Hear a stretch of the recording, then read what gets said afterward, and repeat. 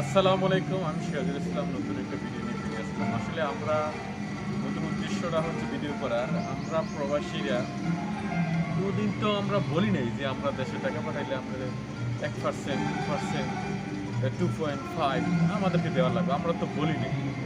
কারণ আমাদের দরকার নেই, আমরা দেশকে হেল্প করতেছি, এতটুকুই সারবো আমাদের। আর আমাদের বিমানের ভাড়াটা একমুখী ভাড়া যদি 70,000 টাকা কমানোর পর যদি 70,000 হয়, এটা কীভাবে সম্ভব? আমি বেতন পাই 1200 টাকা খাইয়ে দিয়ে 30,000 টাকা পাঠাতে অনেক কষ্ট হয়ে যাবে। It's very hard for me. শুধু আমার জন্য না, সব বাংলাদেশ প্রবাসীদের জন্য।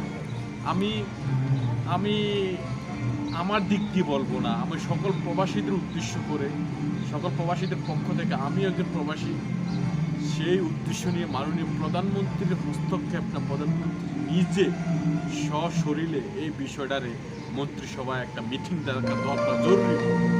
কারণ আমরা যারা প্রবাসী আছি, যদি 70,000 টাকা হয়, 1,40,000 টাকা, ইম্পসিবল। মানে কিছুতে সম্ভব না আমাদের দেশে ব্যাক করা, ফ্যামিলিদেরকে সময় দেওয়া। সো আমরা কয় টাকা বেতন পাই? মাননীয় পররাষ্ট্রমন্ত্রী, পররাষ্ট্র সচিব, প্রবাসী কল্যাণ মন্ত্রণালয় সব কিন্তু জানে। আমাদের প্রবাসী যারা আমরা আছি, প্রবাসী প্রত্যেকের একটা আত্মসম্মান বোধ আছে। আমরা যে কাজগুলো করি, প্রবাসী আপনাদের কাজগুলো যদি ভিডিওর মাধ্যমে আপলোড করি, তাইলে আমি বললাম না যে আমাদের সম্মানটা থাকলো না।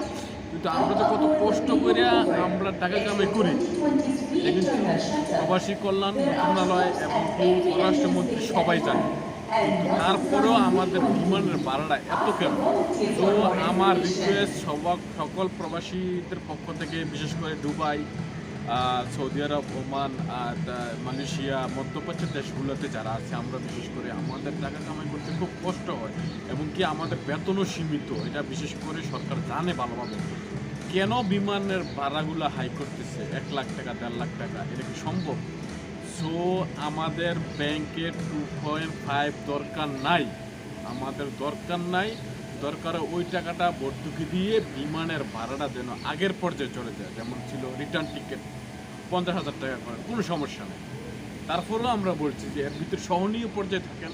সহনীয় পর্যায়ে থাকলে আমরা দেশে ফ্যামিলির সাথে সময় কাটাতে পারবো। আমাদেরকে মনে হয় না আমরা বিবাহ করছি, আমাদের ছেলে আছে, পরিবার আছে, মা আছে, বাবা আছে, আমাদের মনে চায় না 2 বছর পরে দেশে যাইতে, চায় না মনে। সো প্লিজ মাননীয় প্রধানমন্ত্রী, আপনি নিজে হস্তক্ষেপ করেন, মন্ত্রিসভায় ডাকেন, ডাইকিয়া ভাড়াটাকে সহনীয় পর্যায়ে নিয়ে আসেন। আমাদের সকল প্রবাসীর পক্ষ থেকে আমার এই ভিডিওর মাধ্যমে আমি আবেদন করতেছি। আর প্রবাসী ভাইয়েরা, আমার ভিডিওটি যদি ভালো লাগে প্লিজ শেয়ার অ্যান্ড সাবস্ক্রাইব করবেন। ভালো থাকবেন সবাই, আমার জন্য দোয়া করবেন। ওকে, আসসালামু আলাইকুম।